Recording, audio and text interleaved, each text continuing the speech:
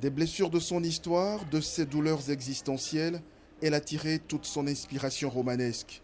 Couteau brûlant, c'est l'histoire de cette jeune maman de 32 ans, excisée à 8 ans, et qui depuis 5 ans attendait l'édition de son premier roman, intime et poignant.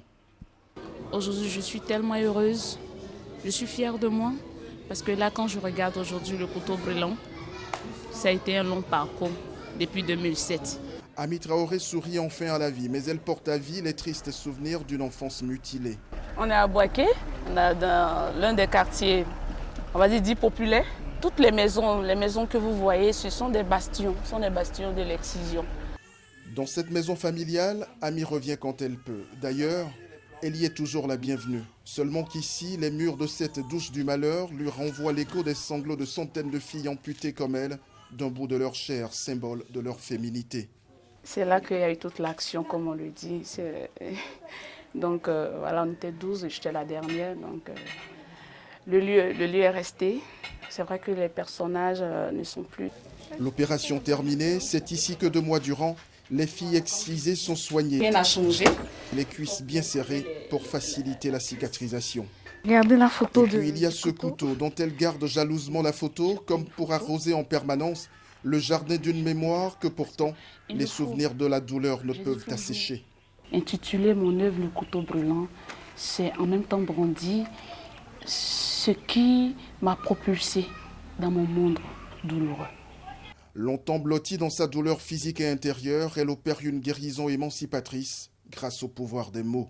Les mots m'ont aidé à devenir une femme épanouie. Les mots m'ont aidé à croire à un lendemain meilleur. Les lettres m'ont guéri.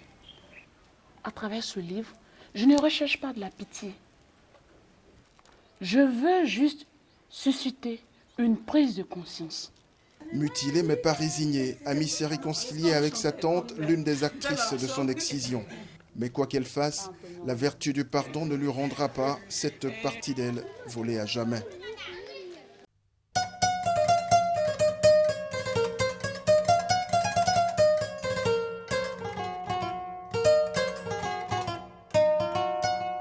Levez la main droite. Jurez-vous de dire toute la vérité, rien que la vérité. Je le jure. Asseyez-vous. Enfin le grand jour. Le palais de justice est devenu exigu. Toute la société est présente pour attendre ma part de vérité. Habillée de corbeau, je porte 18 ans, mon deuil. Mais il est temps de briser le mur du silence. Demain, les uns compatiront à ma douleur. D'autres ricaneront en disant « En voilà une qui se veut intéressante, une martyre des temps modernes. » Je vois déjà des regards ironiques poignardant mon âme. Mais qui me rendra mon bout de chair? Qui soudera ses petites lèvres mutilées? Qui réparera mon âme? Je m'appelle Traoré Aminata. Une pratique ancestrale m'a laissé au milieu de la mer. Quelqu'un me sauvera-t-il de cet enfer? C'est mon histoire.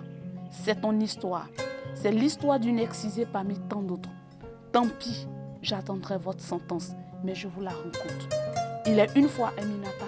Non, excusez-moi, il est une fois Safiat, il est une fois le couteau brûlant.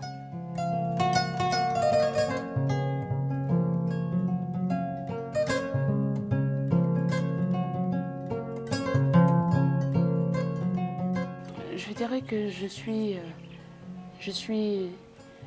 une femme avec une double personnalité. Il y a celle qui est joyeuse, qui est fière de ce qu'elle est devenue par la force des choses. Et puis il y a celle qui est un peu triste. Parce que il y a des choses, je me dis, ça fait un peu beaucoup pour moi. Je trouve que l'excision, le décès de mes parents, ça fait beaucoup. Donc forcément, il y a toujours ces deux sentiments qui m'animent toujours.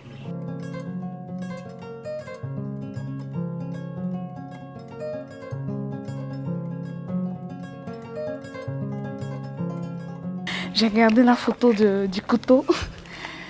Voilà, les couteaux sont des instruments de famille.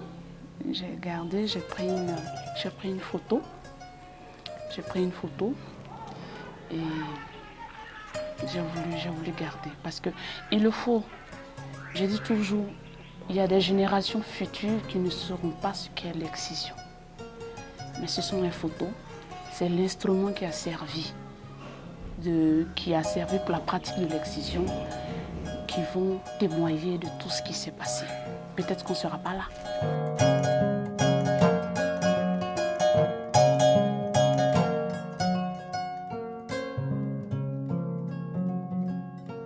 Aujourd'hui, quand on parle par exemple de l'esclavage, qu'est-ce qui fait aujourd'hui l'esclavage? On n'était pas là. C'est quoi les vestiges?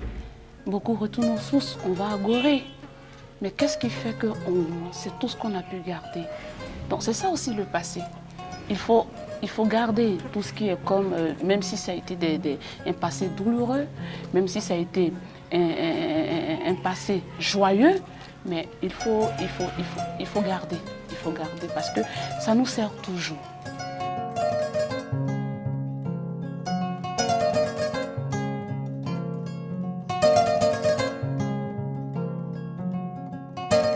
Couteau brûlant. Le couteau brûlant.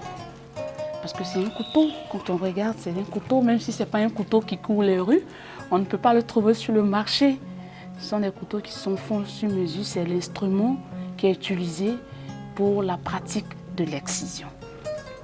Donc, intituler mon œuvre Le couteau brûlant, c'est en même temps brandir ce qui m'a propulsé dans mon monde douloureux. Donc voilà un peu.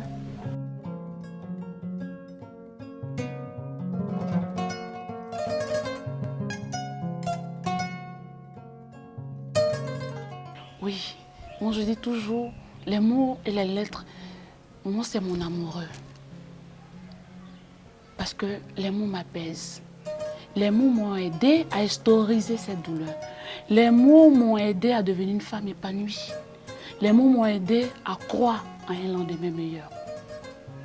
Les lettres m'ont guéri. Parce que j'avais personne devant moi. J'avais juste mon stylo et une feuille vierge. Je pouvais me rebeller, me révolter. Je pouvais utiliser la révolte, la haine, la joie, les pleurs. Les mots m'ont guéri. Ils m'ont beaucoup aidé. Donc ça a été comme une arme pour moi.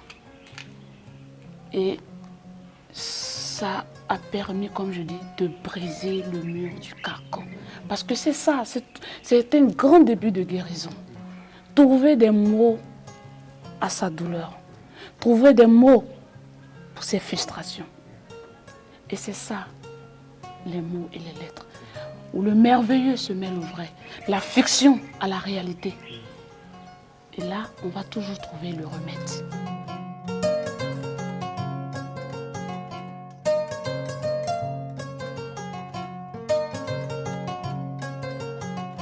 Quand le départ est donné, on ne peut plus s'arrêter. Il faut toujours donner ce relais. Il faut donner le relais. Vous voyez un peu ces courses-là? Il faut donner le relais. Oui.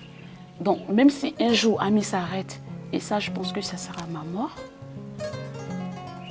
il y aura toujours une autre Ami Traoré qui va prendre le relais. Et c'est ça. Parce que pour moi, au même moment, j'arrive à me regarder dans un miroir aujourd'hui et que je suis fière d'être une femme, même si je suis excisée. C'est ça. Parce que c'est ce problème. Est-ce qu'on arrive à se regarder dans un miroir et se dire que je suis une femme, même si je suis amputée, même si on m'a enlevé quelque chose? Par de votre féminité. Voilà. Mais moi, je suis fière aujourd'hui. Je suis très, très fière de moi. Je suis fière de m'afficher. Je suis fière d'être en face d'une autre femme qui n'a pas été excisée. Je suis fière. Parce que quoi? J'ai fait d'abord une guérison interne.